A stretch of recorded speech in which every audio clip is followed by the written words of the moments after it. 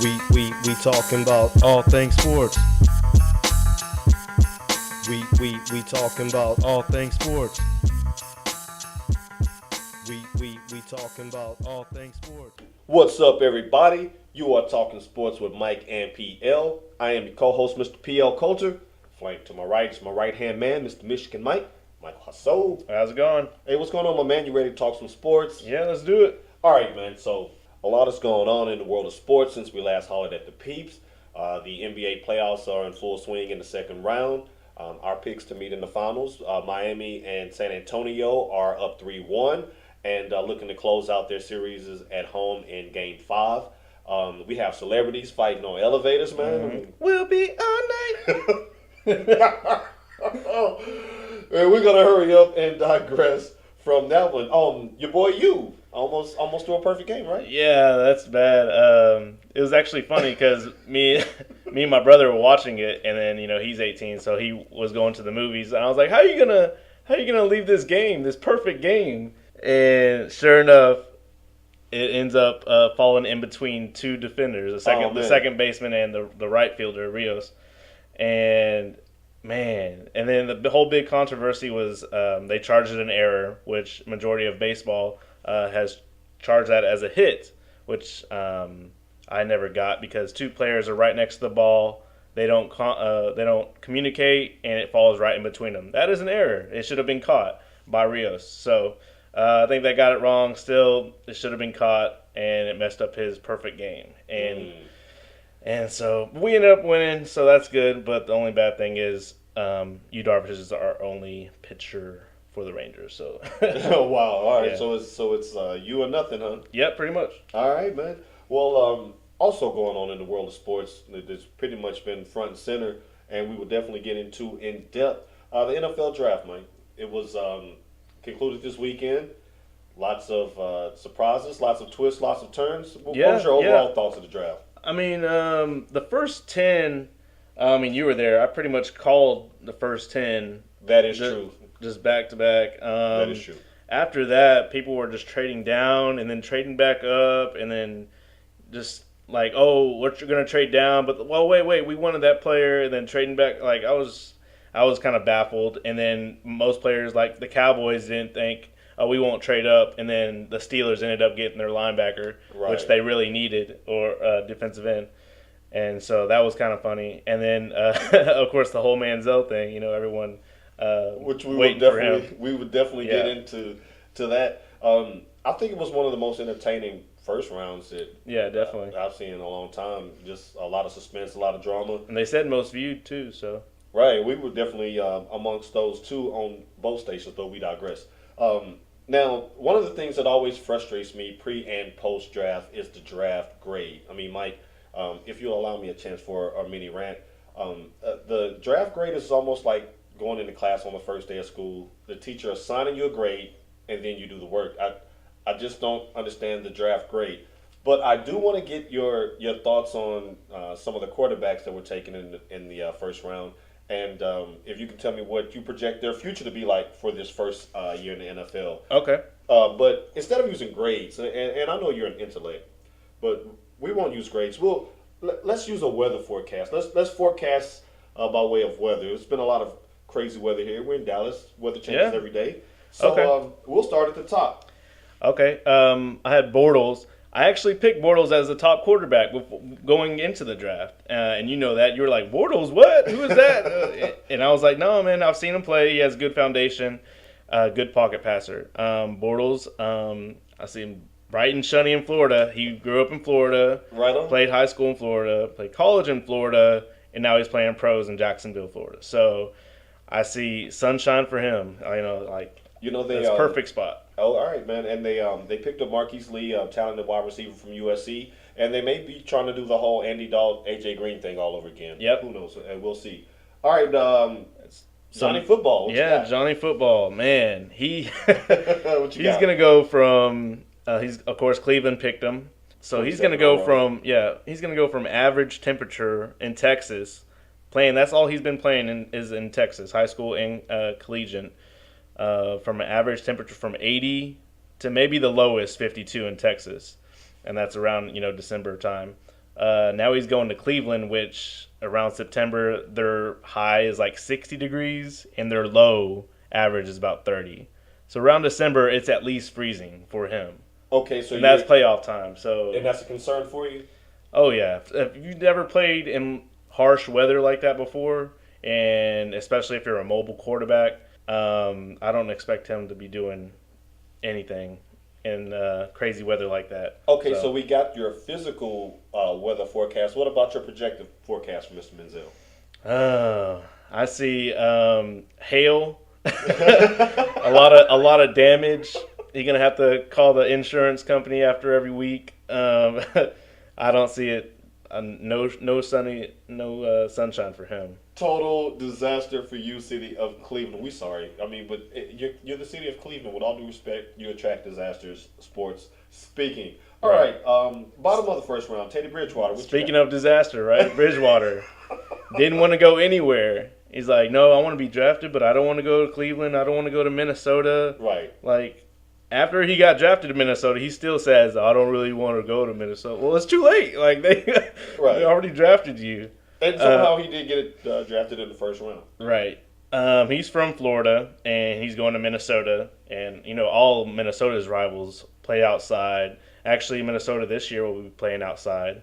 So, I see him as same as Menzel.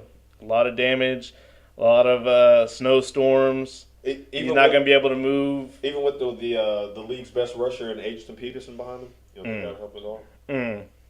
Look, can't run every play. I know Minnesota tried last year, but no. You can't run every play. So, Minnesota's used to pretty bad weather. Yeah, too, plus, look at Minnesota's who they're playing. They got at the Packers, at Buffalo, at Chicago. Those are pretty harsh conditions that they're going to be playing here. He's going to be playing in. So I don't see no sunny skies for him. All right. Well, okay. Well, then let's move to some of the later rounds. Now, there was a couple of quarterbacks that were picked up outside of the first round that may have a legitimate chance of starting this year. Mm-hmm. We'll forecast what are their chances of being Week 1 starter.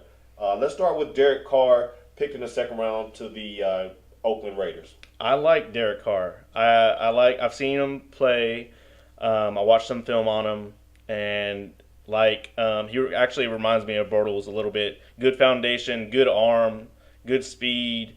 He can sling the ball 60 yards easily. And we know the Raiders like to give receivers that can stretch the field. Right. So I see him doing good in Oakland. Okay, so do you see him replacing Matt Schaub as the Week 1 starter? Week 1, maybe not. Probably Week 4. Yeah, I can see him starting Week 4. Just let him throw enough pick sixes to hang himself, huh? You know how it goes. Now, also, in Tennessee, the Titans picked up Zach Mettenberger in the 6th round out of LSU. What do you think his chances are? Now, Jake Locker, I know I reported last week that the Titans did pick up his option for next year. They actually did not. My apologies on that. So he's actually playing on a 1-year deal. So it's wide open. So with that new information, what do you think for Mr. Mettenberger? I actually see a good quarterback competition.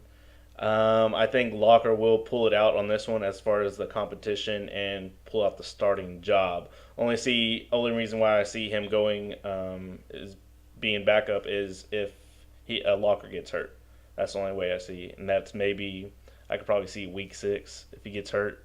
So more than likely, history. Yeah. So you're saying a competition, but not necessarily a controversy. Right. Okay. All right. Well, Tennessee looks like there's some sun on the horizon for you, and good luck to the Titans this year. All right. Well, we actually have a special guest for you viewers today. Here, get up here. Grab that mic real quick. This is Jerry Jones with the Dallas Cowboys. Mr. Jones, I am a huge fan of yours. It is an honor to have you live in the studio tonight. But I got to ask you, why'd you pass on Johnny? Yeah, why'd you pass on Johnny? Well, we knew going into it that we were not going to pick Johnny as our quarterback, and knew that our first-round pick was going to have to be starting this upcoming season. Now, We knew that getting Johnny drafted, he was not going to be better than Tony, so that's the reason why. Now, saying that, I think we got the right pick, and the Cowboys got a good offensive lineman, and how about them Cowboys? Indeed. How about those Cowboys? We'd like to thank you, Mr. Jones, for stopping by. Yeah, thanks, Mr. Jones, for stopping by. It's good to see you, and we'll see you next time. Now, going into that, I do have to start my rant. Now, this rant is going to be more, not towards Jerry. I'm not going to be biased just because he was just here, but more towards the Cowboy fans that wanted Manziel in the first round. Uh-oh. Here we go. So, you're a Cowboy fan. You know Jerry Jones has always been getting hate on who he's picking first round. Correct. I do have some draft picks that were busts that he has picked in the past. I got Roy Williams from OU.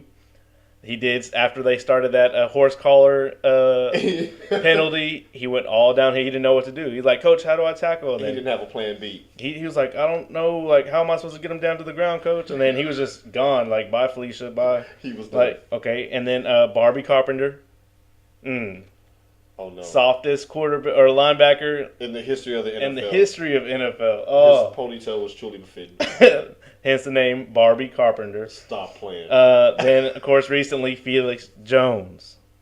I don't know. As soon as he got drafted, he did gain, 40 pounds? And then he was like, oh, I thought I was going to be like Jerome Bettis. No. No, he actually ate Darren McFadden's hamstrings. That's...